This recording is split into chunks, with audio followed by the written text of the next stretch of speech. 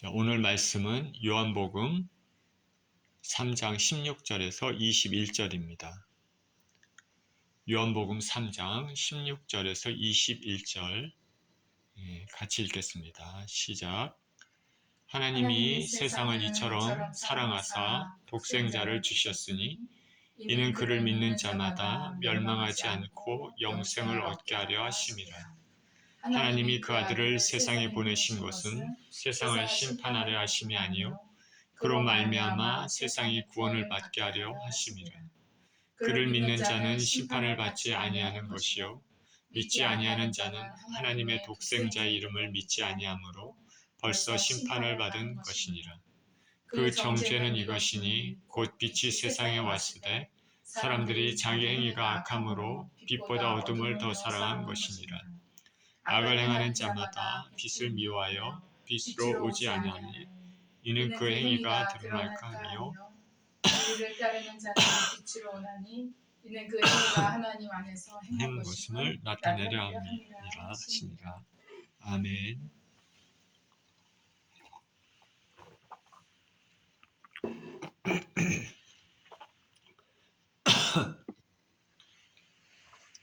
하나님의 선물 예수 그리스도란 제목으로 말씀을 나누겠습니다. 기도합니다. 하나님 아버지 감사합니다. 오늘도 귀한 주의 말씀을 대하는 시간입니다. 생명이 되시는 우리 주 예수 그리스도를 알고 체험하는 귀한 시간이 되게 하여 주시옵소서. 예수 그리스도 이름으로 기도합니다. 아멘. 하나님의 선물 예수 그리스도. 학교에서 강의를 하다 보면 학생들이 요구하는 것들이 있습니다. 과목에 따라서, 클래스에 따라서 퀴즈를 매주 보는 경우가 있는데, 근데 학생들이 나름대로 다 사정이 있겠지만은 수업 시간에 빠지는 경우가 종종 있죠. 예를 들어 학생들이 지난주에 빠지게 되면 금주에 와서는 지난주에 빠졌기 때문에 당당히 퀴즈를 치러야 된다고 요구하는 학생들이 있습니다. 지난주에 있었던 퀴즈, 지난주에 자신이 학교에 오지 않았기 때문에 내가 오늘 퀴즈를 보겠다. 당당히 요구합니다. 심지어 중간고사 같은 중요한 날이 있습니다. 그날도 빠져서 나중에는 나는 당연히 제 시험을 중간고사를 봐야 된다. 요구하기도 합니다.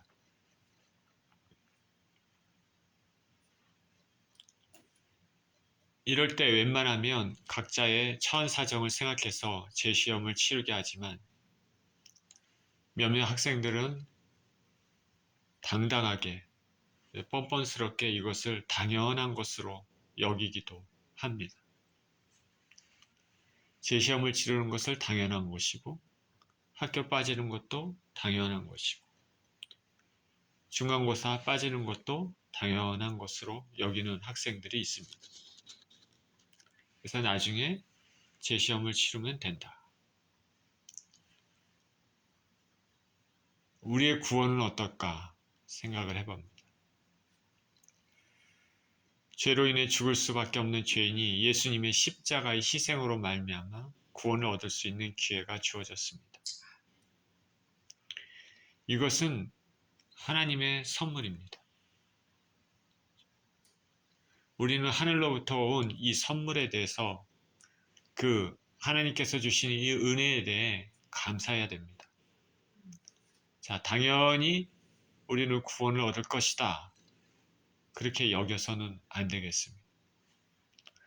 하나님이 예수 그리스도를 우리에게 주신 것은 당연한 것이 아닙니다. 하나님은 우리에게 빚진 것이 하나도 없습니다. 하나님이 당연히 그 예수님을 우리에게 주셔야 된다. 그런 의무감이 있는 것도 아닙니다. 우리는 하나님에게 당당하게 예수 그리스도를 우리에게 주셔야 된다. 그래서 우리가 구원을 얻어야 된다. 그렇게 여겨서도 안 됩니다. 하나님은 우리에게 아무런 빚을 진 것이 없기 때문에 그렇습니다. 그럼에도 하나님께서 우리를 살리시기 위해서 당신의 아들 예수 그리스도를 주신 것은 은혜이고 선물입니다. 당연한 것으로 여겨서는 안 됩니다. 오늘 본문은 이 구원의 은혜에 대해서 예수님께서 말씀하신 내용입니다. 16절에 하나님이 세상을 이처럼 사랑하사 독생자를 주셨으니 이는 그를 믿는 자마다 멸망하지 않고 영생을 얻게 하려 하심이라. 예수님께서 6월절에 예루살렘에 올라가셨습니다. 성전에서 장사하는 사람들을 보고 분노하셨습니다. 그들을 내쫓으시고 성전을 깨끗게 하셨습니다. 이 성전은 하나님의 집이니 성전은 만민이 기도하는 집이지 장사하는 집이 아니다라고 말씀하십니다. 예수님의 이 말씀 행동에 당황한 유대인들은 이런 일을 행하니 무슨 표적을 우리에게 보이겠느냐 얘기했습니다. 예수님께서는 너희가 이 성전을 헐라 내가 3일 만에 다시 일으키리라. 유대인들은 예수님께서 무슨 말씀하시는지 알지 못했습니다. 이 성전이 얼마나 오랫동안 40몇 년 동안 지어진 것인데 3일 만에 너가 어떻게 일으키겠느냐. 그러나 예수님의 이 말씀은 성전이 되신 예수 그리스도 성전이 되신 예수님 자신의 몸을 의미합니다. 예수님은 6월절 기간 중에 성전에서 말씀을 가르치시고 또 다른 이적도 표적도 보이셨습니다. 예수님 사역의 공생의 초기에 일어났던 이 일로 인해 사람들이 예수님을 알게 됐습니다. 믿는 사람들도 점차로 생겨나기 시작했습니다. 사람들이 예수님께 주목을 합니다. 그랬더니 기득권을 가지고 있던 종교 지도자들, 대제사장들과 바리새인들은 예수님을 경계하기 시작합니다. 암묵적으로 예수님께 호의를 가지고 있는 사람들은 서로 간에 무시하고 배척하는 분위기입니다. 그러나 예수님이 말씀하시는 것, 가르치시는 것, 그리고 따르는 표적들을 보면 예수님이 진정으로 하나님으로부터 오신 분이라는 것을 분명히 알고 믿음이 생길 수밖에 없었습니다. 그러나 종교 지도자들, 당국들이 예수님을 경계하고 예수님을 배척하니까 사람들은 쉽사리 예수님께 다가가기가 쉽지 않습니다. 공개적으로. 그리고 특별히 산헤드린 공회의원 회원들 가운데서도 정말 예수님을 진정으로 믿으려고 하는 사람들이 있었지만 그걸 공개적으로 표명할 수 없는 그런 상황이었습니다. 그래서 산헤드린 공회의 한 사람이었던 니고데모라는 사람은 저녁 늦게 밤중에 몰래 조용히 예수님께 찾아왔습니다. 예수님께 당신이 하나님께로부터 오신 선생이 아니면 이런 일을 행할 수 없다고 말했습니다. 예수님께서는 이스라엘의 선생인 그에게 이렇게 말합니다. 그가 말씀의 지식도 있고 하나님을 경외하는 마음도 있음을 아시고 복음의 비밀을 말씀하셨습니다. 거듭나지 않으면 하나님 나라를 볼 수가 없다. 물과 성령으로 나지 않으면 하나님 나라에 들어갈 수가 없다. 니고데모 입장에서는 이게 무슨 말일까 생각했을 것입니다. 모세 율법만 알고 지켰던 바리새인 니고데모는 육의 말씀은 이해할 수 있었지만 영의 말씀은 이해할 수가 없었습니다. 유대교를 믿고 있던 바리새인들은 구원의 문제를 선행이 필요한 것으로 생각했습니다. 무슨 일을 행해서 하나님을 기쁘시게 하면 구원을 얻을 수 있다 믿는 것이죠. 지난 시간에 오병이어의 기적을 체험한 후에 예수님께 찾아온 군중들이 예수님께 물었던 그 질문에서도 알 수 있습니다. 우리가 어떻게 하여야 하나님의 일을 하오리까? 이에 대해서 예수님께서는 하나님이 보내신 자를 믿는 것이 하나님의 일이라고 말씀하셨습니다. 우리 주 예수 그리스도를 믿는 것이 하나님의 일을 행하는 것입니다. 이것이 영생하도록 양식을 얻는 일입니다. 그러면 이 예수 그리스도를 믿으면 구원을 얻게 되는데 어떤 사람들이 예수님을 믿습니까? 하나님 아버지께서 주신 사람들만 예수님을 믿게 되어 있습니다. 아버지께서 주신 사람들이 예수님 앞으로 나오게 됩니다. 이런 사람들은 예수님께서 니고데모에게 말씀하신 것처럼 위로부터 거듭남의 체험을 가지게 되어 있습니다. 물과 성령으로 나게 되어 있습니다. 물로 씻음 받은 것 같이 죄가 씻음을 받고 성령께서 그 심령 가운데 내재하기 시작하시는 것입니다. 그러니까 예수님 믿으면 구원을 얻는데 이 예수님을 믿는 것은 바로 하나님 아버지께서 부르셔서 예수님께로 나온 사람인데 그 사람은 죄를 회개하고 성령의 은혜를 통해 거듭남의 체험을 하게 됩니다. 이 진정한 거듭남은 이제부터 육신의 생각으로 살았던 인생이 이제부터는 하늘로부터 임하는 생각, 영의 생각으로 살기 시작하는 것입니다. 그러므로 구원을 얻었다는 표징은 그 사람의 가치관이 완전히 바뀌었다는 것입니다. 여전히 세상적인 생각, 세상적인 욕심, 세상적인 가치관을 가지고 산다면 진정으로 구원의 길에 들어섰다고 할 수 없는 것입니다. 여기에는 구원을 얻기 위해 인간의 노력이나 선행이 먼저가 아닙니다. 오직 위로부터, 하늘로부터 주시는 은혜가 먼저입니다. 그리고 인생들은 그 은혜에 반응을 해서 예수님께 나오기만 하면 되는 것입니다. 그렇기 때문에 성경은 구원은 선물이라 말씀하고 있습니다. 에베소서 2장 8절 9절에 우리가 잘 아는 말씀이죠. 너희는 그 은혜에 의하여 믿음으로 말미암아 구원을 받았으니 이것이 너희에게서 난 것이 아니요 하나님 선물이라. 행위에서 난 것이 아니니 누구든지 자랑하지 못하게 함이라. 바리새인인 니고데모는 예수님의 말씀에 거듭나야 한다 말씀에 충격을 받았을 것입니다. 전적으로 위로부터 주시는 은혜가 필요함을 알게 된 순간입니다. 예수님께서는 하늘에서 내려온 자, 인자를 믿는 자가 영생을 얻는다 말씀하십니다.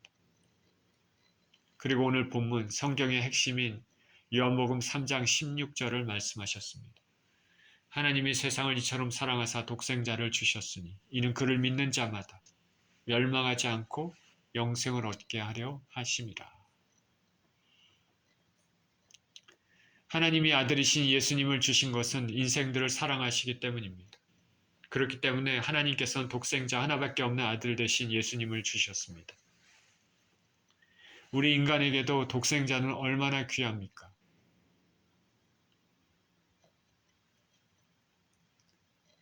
아버지께서는 아들이자 독생자이신 예수님을 주셨습니다. 그리고 그 예수님을 그래서 예수님 믿는 자들이 영생을 얻기를 원하십니다. 인생들이 멸망을 받기를 원하지 않습니다. 천지의 주제이신 하나님이 이러한 분이라는 것이 얼마나 감사한지 모르겠습니다.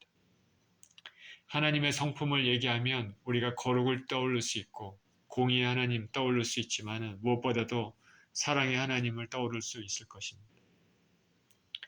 하나님이 예수 그리스도를 우리에게 주신 것은 우리를 사랑하시고 우리에게 영생을 주시기 위해이기 때문입니다. 이런 하나님의 사랑은 우리가 이 땅을 살면서 우리의 인생이 공고하고 어려운 일을 닥칠 때마다 삶의 기근이 있을 때마다 고난의 골짜기를 지날 때마다 믿고 의지할 수 있는 근거가 되는 것입니다. 예수님을 주신 그 하나님은 나를 사랑하고 계시고 나의 삶을 주관하고 계시고 관심을 가지고 계신다. 나를 도와주실 수 있는 분이고 나를 도와주시기를 기뻐하시는 분이다. 환경의 어려움이 있다 하더라도 하나님의 사랑에서 그것이 나를 끊을 수 없다라는 믿음입니다. 사도 바울은 로마서 8장에서 이렇게 말했습니다.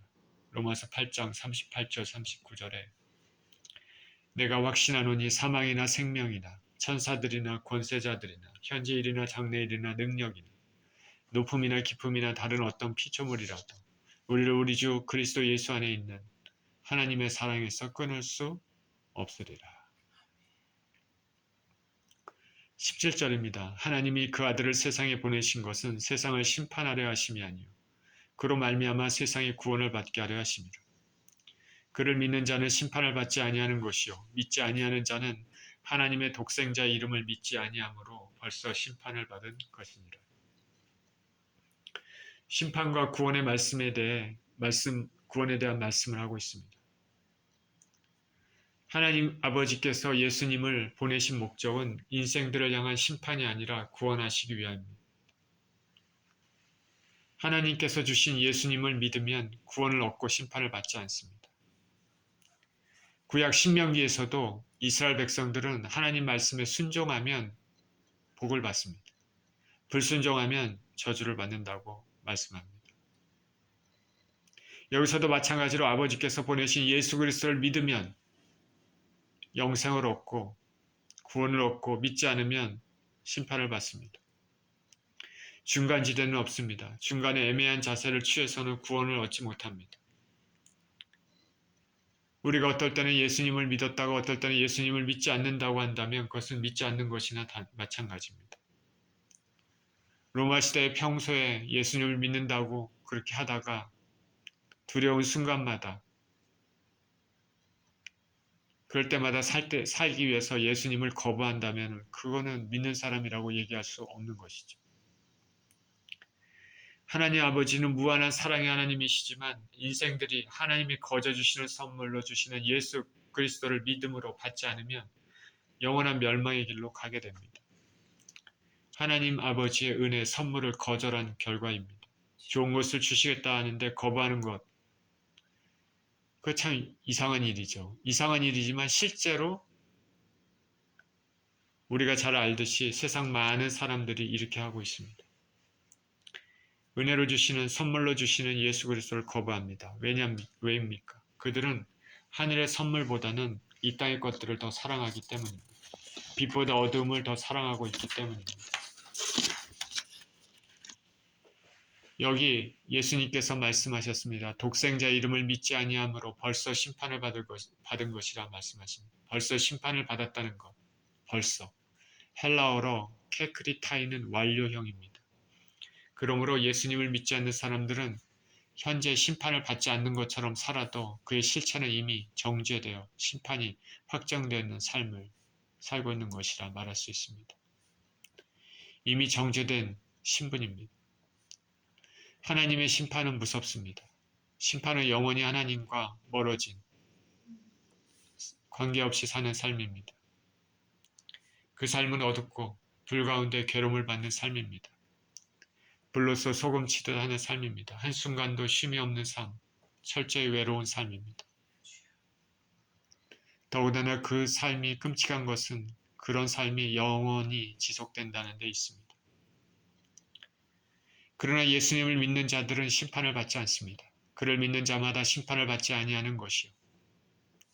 예수님은 인생의 최고의 보물과 같습니다. 이 보물을 소유한 자는 비록 겉모습이 누추해도 세상에서 연약한 삶을 살아도 실제로 고귀한 삶을 살고 있는 것입니다. 미래에 받게 될 영원한 나라를 상속받게 될 삶을 살고 있는 것입니다. 영원한 복락 가운데 사는 삶을 향해 가는 삶입니다. 잘 인내하고 순종해서 믿음을 지키며 영원한 나라에 입성할 수 있습니다.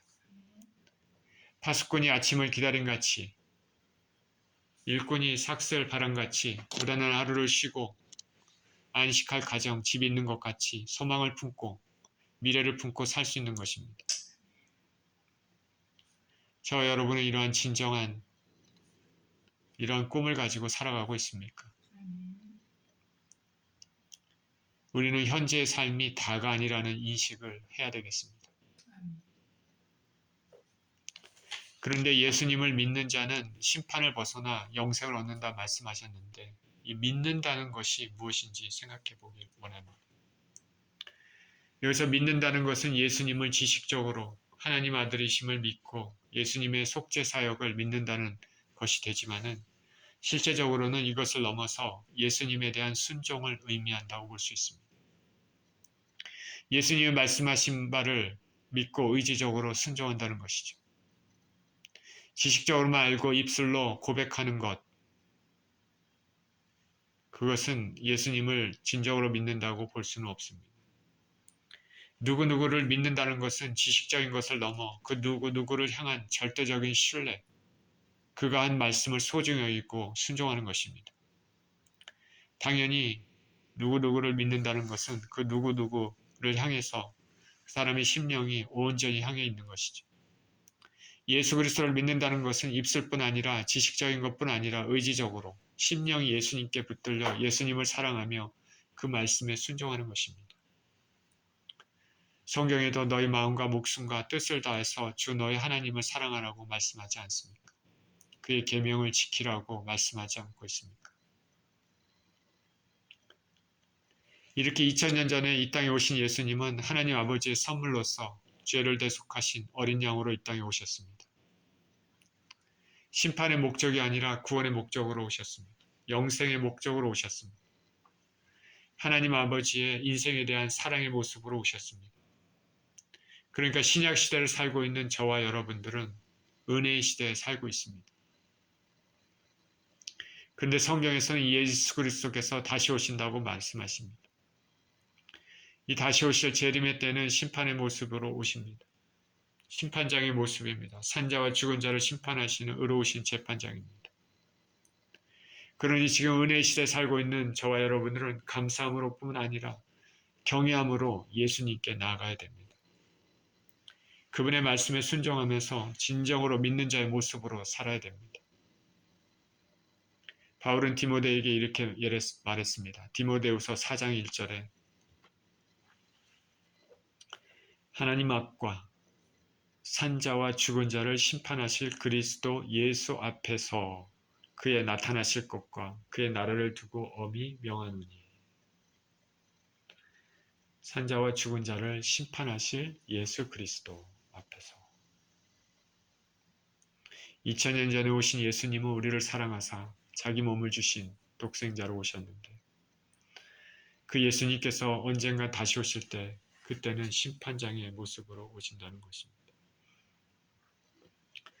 19절입니다. 그 정죄는 이것이니 곧 빛이 세상에 왔을 때 사람들의 자기 행위가 악함으로 빛보다 어둠을 더 사랑한 것이니라. 악을 행하는 자마다 빛을 미워하여 빛으로 오지 아니하나니 이는 그 행위가 드러날까 하며 진리를 따르는 자는 빛으로 오나니 이는 그 행위가 하나님 안에서 행한 것임을 나타내려 함이라 하시니라. 예수님이 누구신지 말씀하고 있습니다. 앞절에서는 예수님을 하나님 아버지의 독생자로 묘사됐습니다. 여기서는 예수님을 빛이고 진리라 말씀하십니다. 요한복음에서는 예수님께서 당신 자신을 표현하는 말이 있는데 나는 무엇이다. 나는 무엇이다. 신학적으로 매우 중요한 의미를 가지고 있습니다. 에고 에이미, 나는 무엇이다. 이 표현은 바로 자신이 하나님이심을 말하는 표현이라 하겠습니다. 구약의 모세에게 떨기나무에서 나타나신 하나님은 나는 스스로 있는 자라고 말씀하신 것과 동일합니다. 지난주의 말씀에서 예수님은 오병이어의 기적을 체험한 군중들에게 자신을 생명의 떡이라 말씀하셨습니다. 그리고 8장에서는 나는 세상의 빛이다. 10장에서는 예수님은 양의 문이다 말씀했습니다. 또한 선한 목자다.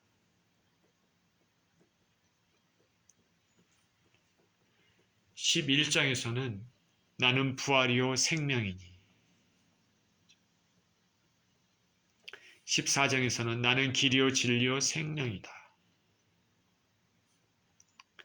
그리고 15장에서는 나는 참 포도나무다. 이렇게 말씀하셨습니다. 매우 중요한 말씀입니다. 예수님이 누구신지를 표현하는 것이죠. 어떤 목적으로 이 땅에 오셨는지를 나타내는 말입니다. 예수님이 생명의 떡인 것은 예수님을 먹으면, 다시 말해서 예수님을 믿으면 생명, 영생을 얻게 된다는 말입니다. 육신의 떡을 먹으면 육신이 살아갈 수 있는 것처럼 영생의 떡을 먹으면 영생하도록 하는 삶을 살게 됩니다. 나는 세상의 빛이라는 것은 세상의 어두움, 진리를 알지 못하고 방황하는 사람들에게 빛으로, 하늘의 진리로 깨우치게 하신다는 말입니다. 그리고 그 빛을 받은 사람들은 거룩함을 잊고 어두운 가운데, 죄를 짓는 가운데 살지 않는다는 말입니다. 또 예수님은 나는 양의 문이다 라고 말씀하셨으니 양들, 즉 예수님을 믿게 되는 하나님의 백성들은 예수님을 통해 출입을 한다는 말입니다. 오직 예수님을 통해서 구원을 얻습니다. 또한 선한 목자라고 말씀하셨으니 사꾼 목자와는 달리 예수님은 자신의 백성들, 양들을 아낌없이 돌보고 생명까지도 주신다는 의미입니다. 예수님이 부활이요 생명이다. 그 말씀은 예수님을 믿는 자들 역시 영광의 부활에 경험할 것이고 영원한 생명도 함께 할 것이라는 말입니다. 길이요 진리요 생명이라는 것은 오직 예수님만이 하나님 아버지께로 나아갈 수 있는 길이됨을 보여줍니다. 이 예수님만이 진리임을 말하고 있습니다. 구원을 위해서는 다른 곳, 다른 사상, 다른 인물을 찾아서는 안 됩니다. 진리에 관해서는, 생명에 관해서는 어떤 다른 사상, 종교와 타협해서는 안 됩니다.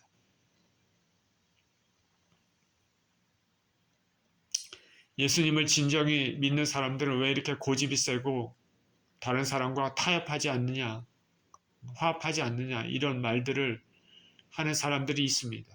많이 있죠. 그들은 모르기 때문에 그렇습니다. 우리는 성경에 나타나 있는 하나님, 예수님을 믿는 사람들입니다. 성경이 그것을 말하고 있기 때문입니다. 오직 예수 그리스도를 통하여서만 아버지께로 나갈 수 있다고 성경에 분명히 그렇게 말씀하고 있기 때문에 우리는 그렇게 믿는 것입니다. 타협할 수 없는 것이죠. 구원의 문제는 타협을 해서 얻을 수 있는 것이 아닙니다. 우리가 타협한다고 하나님께서 그것을 그래 너희가 타협했으니 내가 구원을 주겠다 하시겠습니까? 하나님은 하나님 말씀대로 하시는 분이죠. 오직 예수 그리스도를 통해서만 구원이 있습니다. 다른 곳, 다른 사상을 찾아서는 안 됩니다. 현대 포스트 모더니즘이라는 사상이 등장했습니다. 많이 들어보셨을 것입니다. 현대는 포스트 모더니즘 시대다. 이 사상은 절대적인 진리를 부정합니다. 문화적 상대주의, 개인적 상대주의를 주장합니다. 문화적 상대주의, 이런 곳, 이런 나라에서는 이런 행위가 용납되고 저런 곳, 저런 나라에서는 용납되지 않기 때문에 우리가 절대적인 진리가 있다 주장을 할 수가 없다. 이렇게 얘기를 하는 것이죠. 나에게 옳은 것, 너에게는 옳지 않을 수도 있다. 주장합니다. 내가 주장하는 것도 맞고 너가 주장하는 것도 맞다. 이러한 상대주의 주장은 성경의 절대 무한 권위도 부정할 수가 있는 것이죠. 너에게 있는 구원의 길, 우리 종교에도 있다라는 것입니다. 너가 예수 그리스도를 믿는 건 맞다. 그리고 나는 내가 부처를 믿거나 마호메드를 믿거나 알라를 믿어도 맞다라는 것입니다. 하나님께 갈 수 있는 방법은 예수님 말고도 여러 길이 있다고 주장하는 것이죠. 그러나 우리가 성경을 진정으로 알고 예수님 믿는 사람들은 절대로 이러한 사상을 받아들이면 안 됩니다. 참으로 어리석은 사상입니다. 오직 예수 그리스도만이 길이시기 때문입니다. 또 예수님은 자신을 참 포도나무라고 말씀하셨습니다. 성경에서 포도나무는 이스라엘 민족을 상징합니다. 그런데 성경에는 이 포도나무의 비유를 부정적으로 사용하는 경우가 많습니다. 들포도를 외치는 경우입니다. 하나님 아버지께서는 온전한 포도나무를 심었지만은 이스라엘의 완악한 심령, 불순종으로 인해 결국 들포도를 맺혔습니다. 그런데 예수님은 자신을 포도나무라고 말씀하시면서 앞에 참이라는 단어를 썼습니다. true. 나는 진정한 참 포도나무다 말씀하십니다. 이 말은 예수 그리스도께서는 아버지 하나님에 대한 전적인 순종으로 아름다운 열매를 맺히신 분이라는 것입니다. 그 아름다운 열매는 저와 여러분이 구원받는 것입니다. 그리고 오늘 본문에서도 예수님은 빛이시고 진리이시라는 것을 보여주셨습니다. 빛이 비추면 어두운 가운데 행했던 모든 더러운 것들, 죄가 숨김없이 드러납니다. 그런 예수님 믿지 않는 사람들은 자신들의 행위가 드러날까 두려워 예수님 앞으로 가지 않는 것입니다. 이들은 어두움을 더 사랑합니다. 이들은 현재 짓고 있는 죄를 더 사랑해서 빛으로 다가가지 않습니다. 자신들의 죄가 드러나는 것이 싫습니다. 그러나 진리를 따르는 자는 빛으로 오게 되어 있습니다. 참 생명이신 예수님이 어둠보다 더 귀함을 알기 때문입니다. 진리를 따르는 자들이 빛으로 오게 된다는 것은 그런 면에서 우리가 저나 여러분은 진정으로 예수 그리스도를 믿는다면 점점 더 죄에 민감해져야 한다는 것을 깨닫게 해줍니다. 또한 여기서 빛으로 온 사람들은 그들의 행위가 하나님 은혜로 말미암아 한 것임을 보여주기 위함이라 했습니다. 하나님 아버지께서는 믿는 자들에게 영생을 주시고 믿는 자들이 이 땅에서 행한 무슨 행위, 선한 행위, 무엇보다도 빛으로 예수님께 가는 것 등이 모두 하나님 안에서 행한 것임을 나타내는 것입니다. 진리를 쫓는 사람들의 행위는 하나님 안에서 행한 것들이어야 됩니다. 요한복음 6장 44절에 나를 보내신 아버지께서 이끌지 아니하시면 아무도 내게 올 수 없으니 라고 오는 그를 내가 마지막 날 다시 살리라 말씀하셨고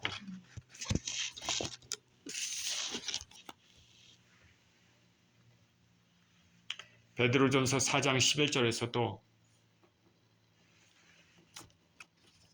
만일 누가 말하려면 하나님의 말씀하는 것 같이 하고 누가 봉사하려면 하나님이 공급하시는 힘으로 하는 것 같이 하라. 이는 범사에 예수 그리스도로 말미암아 하나님이 영광을 받으시게 하려 함이니 그에게 영광과 권능이 세세 무궁토록 있느니라. 아멘. 누가 말하려면 하나님 말씀하는 것 같이 하고 봉사하려면 하나님의 공급하시는 힘으로 하는 것 같이 하라. 인생들은 사랑하는 것들을 따릅니다. 빛으로 오신 예수님을 사랑하면 우리는 빛 가운데로 더 나아가게 될 것입니다. 반대로 악을 행하는 사람들은 빛을 미워해서 어두운 가운데로 나갈 것입니다. 지금 내가 예수님을 사랑하고 있는지, 세상을 사랑하고 있는지 생각해 봐야 되겠습니다. 저와 여러분은 빛으로 향하고 있습니까? 어두움을 향하고 있습니까? 인생은 수많은 선택의 길로 이루어졌습니다. 그 많은 선택 하나하나에 따라 우리의 삶의 방향이 달라집니다. 가장 중요한 선택은 우리에게 영생의 선물로 주신 예수님을 선택하느냐 하지 않느냐에 있습니다. 이 선택의 결과로 영원한 복락의 삶과 영원한 어두움, 파멸의 삶이 갈라집니다. 우리는 하나님이 주시는 이 선물을 절대로 멀리하지 말아야 되겠습니다. 우리에게 보배로 오신 예수님을 영접하며 그의 말씀에 따라 사는 삶이 인생의 가장 중요한 결정입니다. 예수님 믿으며 영원한 삶의 길로 한 걸음 한 걸음 걸어가시는 저와 여러분 모두 되시기를 예수 그리스도 이름으로 축원드립니다. 기도합니다.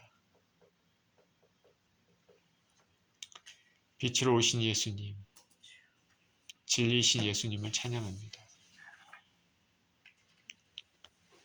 우리가 어두운 가운데 살았을 때 밝은 빛을 비춰주시고 진리를 알게 해주시며 그 예수님을 향해 걸어갈 수 있는 믿음을 주신 것에 감사를 드립니다. 하나님 아버지, 이 영생의 보물을 우리가 끝까지 붙잡고 살아가게 하시고 결국 영원한 나라에 하나님 나라에서 영원 복락을 누리는 은혜를 아버지 하나님 받는 우리 모두 될 수 있도록 축복하여 주옵소서. 감사드리며 예수 그리스도 이름으로 기도합니다. 아멘.